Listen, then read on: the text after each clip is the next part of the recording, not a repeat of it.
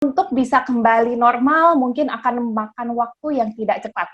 Bisa 1 tahun yang paling cepat. Dan kita juga tidak mungkin berdiam diri menunggu seperti itu.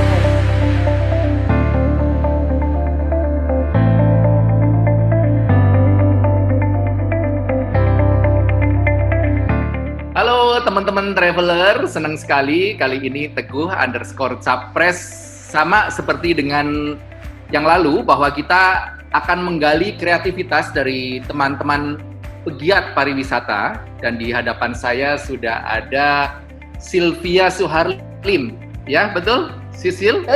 Panggilannya iya, karena tadi kita sudah sempat berargumentasi namanya salah ya, jadi ya kita panggil Sisil di mana.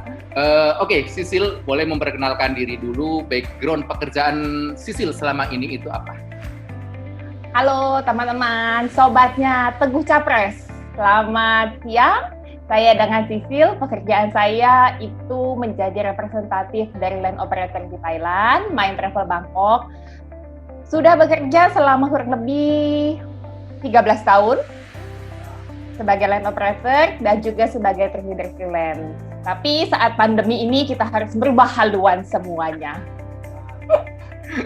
Iya, jadi selama ini memang kita sama ya di dunia pariwisata, hanya untuk yang teman-teman mungkin di luar dunia travel, apa sih local operator? Jadi kantor perwakilan pada saat teman-teman tur ke Thailand kan pembukuannya berada di travel di Jakarta, kemudian nanti di Thailand kantornya Sisil yang akan menerima di sana gitu ya Sisil? Betul sekali. Ya, yang mengoperasikan, kemudian Sisil juga kadang-kadang saya juga sudah beberapa kali minta tolong dibantu sama Sisil, di mana kalau saya grup gede, Sisil juga ikut menjadi tour leader. Dan terkadang juga karena hubungan antara Mind Travel ya, di mana Sisil berada di situ, kemudian dengan travel agent kan sangat dekat. Sehingga kadang-kadang untuk tour leader juga tidak harus destinasi Thailand ya pada saat itu ya, Sisil, yang kemarin-kemarin ini. Yes. Yang penting kita saling support, kemanapun oke. Iya. Nah oke, Sisil, ini sepertinya kita mengalami hal yang sama ya, dan di episode 1 kemarin saya juga sempat interview dengan teman travel dari Bandung ya. Itu bagaimana dia merasa terimbas sekali dengan kondisi pandemi ini. Nah, kalau untuk di Sisil sendiri, mungkin sebetulnya tanpa Sisil explain panjang lebar juga kita sudah tahu bahwa di dunia pariwisata, baik itu travel, hotel, airlines, itu kan paling terdampak sekali. Nah, bagaimana dengan kondisi di Thailand sendiri yang terutama di pekerjaan Sisil ini?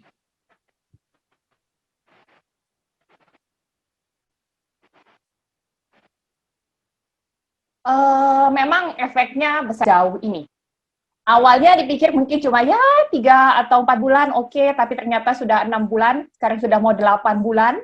Iya, tidak sangka. Dan sekarang lumayan berasa efeknya, betul. Ya. Sekarang sudah mulai berasa efeknya karena kan mau nggak mau kita tidak ada pemasukan sama sekali. Untuk Thailand pun sendiri sampai saat ini masih menutup untuk turis ya, apalagi terutama dari negara kita, Indonesia. Karena tinggi angka penambahan itu yang membuat mereka menjadi takut untuk menerima turis dari Indonesia. Ya, oke. Dan yang waktu itu sempat kita bicara off air itu bahwa ada satu kota atau bagaimana yang dibuka untuk umum, untuk negara lain maksudnya, atau bagaimana itu sebenarnya rumor atau benar ya? Yang sudah mulai masuk saat ini adalah Phuket. Phuket, mereka sudah mulai buka, tapi hanya Phuket saja dan di satu daerah. Jadi di Patong saja, dan itu yang negara tertentu saja yang diterimanya untuk sebagai turisnya. Dan mereka juga hanya bisa stay di satu daerah itu untuk selama 14 hari. Jadi misalnya mereka stay di Patong, tidak bisa jalan ke Kata atau ke Karen Beach, jadi hanya di Patong saja. Yang ngomong secara halusnya sih ya, jadi seperti isolasi mandiri dulu selama 14 hari. Kalau misalnya, yes, betul. Tetapi ya, bisa jalan-jalan di daerah itu saja. Iya. Jadi karantina. Kalau selama ini kan karantina kan, karantina masih daerah bisa leisure, lah ya istilahnya. masih bisa menikmati. Iya, betul. Iya. Oke, kemudian Sisil, kita kan berarti kalau kita hitung sudah kurang lebih selama 7 bulan, ya kan? Nah, Betul. hal-hal apa ini yang istilahnya sampai dengan wah ini dunia pariwisata di dunia kita ini terimbas sekali, ada cerita-cerita apa yang mungkin bisa menginspirasi teman-teman gitu.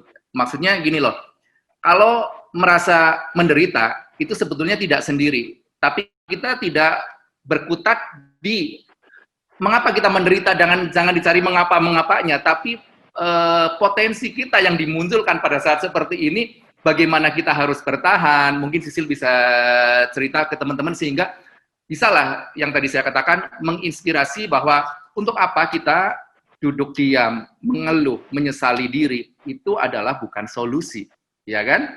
Apalagi kalau untuk Betul, orang-orang ya. travel kan istilahnya mau dikasih kayak gimana di bendung mana ya pasti ada jalan yang lain lagi gitu loh. Ini ya, dunia kita karena memang kita bisa cari jalan kali ya pada saat tur oke jalan di sini Iya. kita harus menuju ke sini ya udah cari Jalan jalan di yang sini lain. buntu harus putar otak lagi di mana. Iya. Nah, ini dari mulai ada maksudnya ada kisah apa nih gitu yang maksudnya di kantornya Sisil ataupun kemudian Sisil punya pemikiran yang lain seperti apa tolong diceritakan ke rekan-rekan. Ya, kalau dari saya sih awalnya dari kantor sih masih oke-oke aja, karena kita juga salary selama 3 bulan kemarin masih berjalan seperti biasa. Ya. Oh, Dari itu bagus. Thailand masih tetap semuanya pemasukan saya masih seperti biasa, cuma karena kan kita di rumah nggak ngapa-ngapain. Yang biasanya saya setiap hari harus keliling, ketemu dengan orang, sales call, ada kesibukan. Selama yang kita PSBB ketat yang pertama kali, itu kan benar-benar di rumah saja. Ya, iseng-iseng. Inilah akibatnya dari medsos. Mungkin Ya, selama ini di medsos orang melihat, wah beritanya tentang corona, corona terus ya. Saya juga ya, mumet kalau ngeliatin begituan terus. Ya, ya, kalau emak-emak akhirnya ya bukannya tentang masakan, resep-resep, mencobalah bikin sesuatu yang nggak mungkin yang anak-anak suka jadinya saya carinya. Ya ya, dimulailah dengan dessert-dessert yang kecil-kecil. Akhirnya ketemulah dengan satu ya yang sering jadi andalannya saya. Ini juga gara-gara ada teman yang melihat saya bikin, pertama kali saya bikin juga dia tiba-tiba langsung bilang, saya mau itu Sil. Pokoknya kalau kamu bikin lagi saya mau. Saya bilang, saya belum pengalaman loh buat bikinnya. Nggak apa-apa.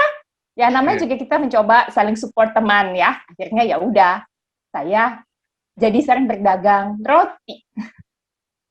Jadi awalnya itu sebetulnya karena mencari kesibukan buat anak sendiri nih ya tadi bikinnya ya Sisil ya. Iya, heeh. Jadi setiap hari Terus itu kan pada karena di rumah terus anak juga bosen. Ya udah yuk kita cari resep yang gampang yang bisa dibikin. Ya terutama saya ada anak yang perempuan yang kecil. Yuk kita bikin berdua. Kamu bantuin mama begini-begini, siapin bahan-bahan yang oke. Jadi dari situ awalnya. ya, kalau dari segi kita bicara memang dalam setiap usaha bahwa yang dipikirkan dulu adalah kita membuka jalan dulu, tidak memikirkan mengenai hasil.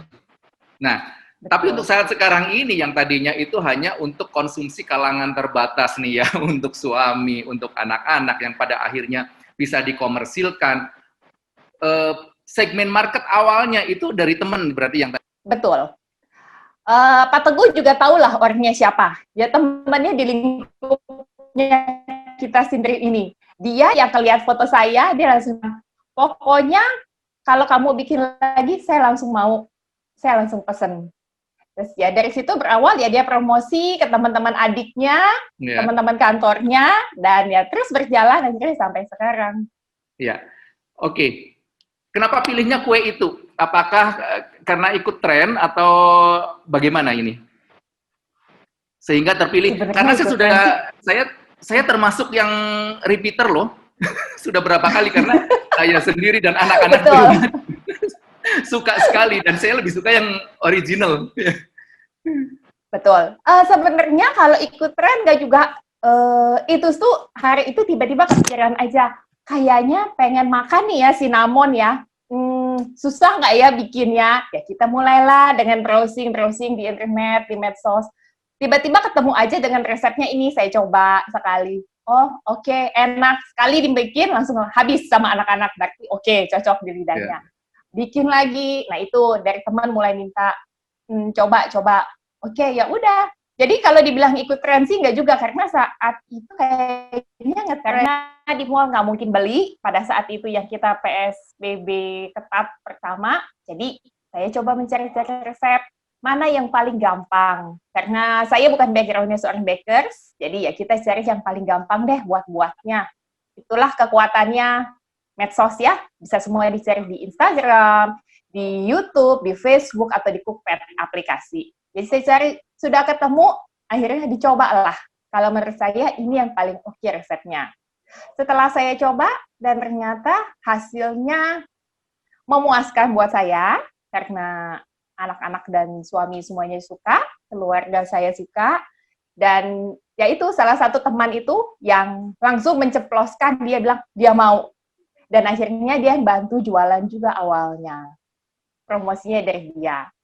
Karena pada saat itu tren mungkin yang banyak dijual adalah dessert box, bukan yang roti seperti ini. Jadi kalau dibilang ngikutin tren sih enggak juga, cuma karena kepengen aja saat itu mau makan ini. Karena nggak bisa beli, ya udah kita buat sendiri aja deh.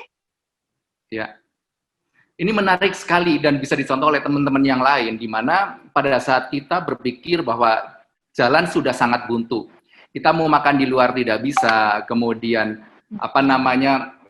kita juga seperti Sisil tadi katakan bahwa kan bukan seorang baker kan untuk pembuat roti sama sekali tidak tahu. Nah, tapi pada kenyataannya memang dalam kondisi seperti ini networking.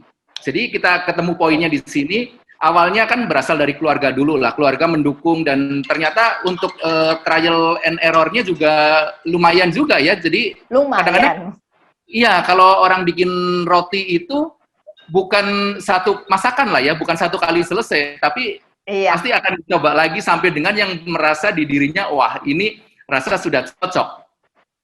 Betul ya sampai sekali. seperti itu.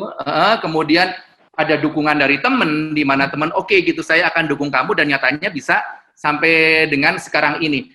Oke, Sisil, kalau bicara dari segi penghasilan, memang kita tidak berbicara ke penghasilan, tapi yang penting adalah kreativitas dan kemauan itu yang utama. Tapi Betul. kan bukan tidak mungkin kalau bisa menghasilkan uang, kenapa kita enggak gitu kan? Nah, sekarang bikinnya jadi tiap hari atau hanya Senin Kamis? Sebenarnya nggak setiap hari juga sih Pak. Biasa seminggu itu 2 atau 3 kali lah saya bikin, karena saya bikin tidak ready ya. Jadi semuanya by PO.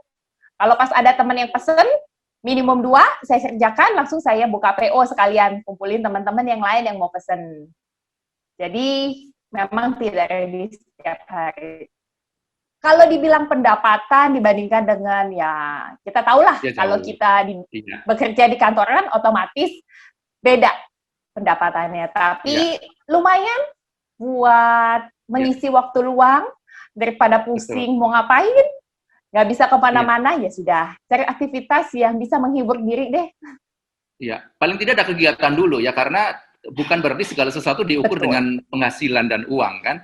Ada kepikiran nggak Sisil, seandainya nanti kita pandemik sudah berakhir, kemudian kehidupan sudah normal kembali, bagaimana dengan fans-fansnya ini ya, penggemar cinnamon roll-nya, itu mau dikemanain? Akan tetap dilanjutkan atau seperti apa? Kalau memang ada permintaan, pasti diterima lah Pak, masa rezeki ditolak, ya kan? Ya, ya. Jadi buat teman-teman yang lain, kalau tadi saya sudah katakan bahwa saya sudah beberapa kali pesen untuk cinnamon roll. Mungkin bagi teman-teman yang belum melihat penampakannya seperti apa menariknya, dan kemudian dari harganya juga berapa, pemesanannya lewat mana, silakan di channel ini Sisil untuk mempromosikan apa yang menjadi kreativitas. Silakan Sisil. Oke, untuk penampakannya seperti ini ya, ini juga yang menjadi favorit dari Pak Teguh. Kalau pesan selalu yang ini. Ini satu loyang ini isinya ada 9 piece. Biasanya saya rekomen kalau orang pertama kali itu pakai yang rasanya di mix. Jadi ada yang cream cheese, ada yang almond, ada yang original. Nah, dengan ini teman-teman bisa mencoba semua rasa. Nanti dari sini kan berketahuan, oh saya ternyata lebih suka yang cheese, saya lebih suka yang almond, atau seperti Pak Teguh sukanya yang original. Tapi biasanya kalau anak-anak memang sukanya selalu yang cheese. Iya, betul. Untuk satu loyang ini harganya 90.000. Ini isinya 9. Kalau untuk pemesanan, bisa by WA, hubungi ke nomor WA-nya saya, atau bisa follow IG-nya saya. IG-nya saya adalah Sisil25, SISIL, angka 25. Untuk WA saya di 0815 8067 322. Ada juga yang suka request untuk yang isi yang kecil seperti ini. 3. Isinya saya baru 3. tahu, ada yang 3 ya? Ada. Hari ini kebetulan banyak sekali minta yang ini karena ada teman yang anaknya ulang tahun, jadi dia mau bagi-bagi ke teman sekelasnya seperti ini. Dan ini juga bisa di-mix dengan 3 rasa. Kalau yang 3 seperti ini harganya 40.000. Sebenarnya kalau dihitung-hitung, lebih menguntungkan tetap yang satu loyang. 9 harganya 90.000. Kalau yang 3 ini harganya 40.000. Bagi teman-teman yang mau, bisa langsung menghubungi saya, seperti yang tadi saya sudah infokan. Atau ini, tada, biar lebih gampang.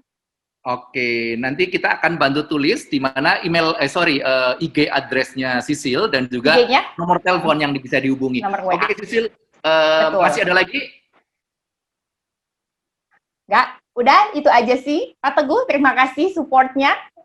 Oke, sekarang mungkin ada keinginan Sisil untuk menularkan aura positif terhadap teman-teman, kesan dan pesannya, terutama untuk teman-teman yang bergerak di dunia pariwisata. Apa yang ingin Sisil sampaikan? Silakan.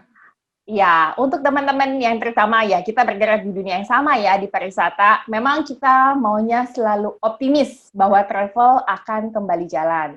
Tapi kita juga memikirkan dan melihat perkembangannya bagaimana saat ini. Untuk bisa kembali normal mungkin akan memakan waktu yang tidak cepat. Bisa 1 tahun yang paling cepat. Dan kita juga tidak mungkin berdiam diri menunggu seperti itu. Kalau ada sesuatu yang mungkin selama ini nggak mungkin ya, aduh mana mungkin sih kita bisa jualan ini atau kita bisa buat ini, cobalah. Kalau nggak bisa, zaman semua sudah canggih, semua bisa dicoba, dicari bagaimana caranya. Itulah kehebatannya medsos yang saya bilang. Jangan medsos hanya digunakan untuk yang negatif, menyebar hoax atau melihat berita ini itu bikin pusing kepala. Mendingan kita cari yang positifnya, bagaimana cara membangun kreativitasnya kita. Semoga semua teman-teman juga sukses, bisa mencoba untuk sesuatu yang baru. Seperti Pak Capres sekarang, bisa menjadi YouTuber. Ya Pak.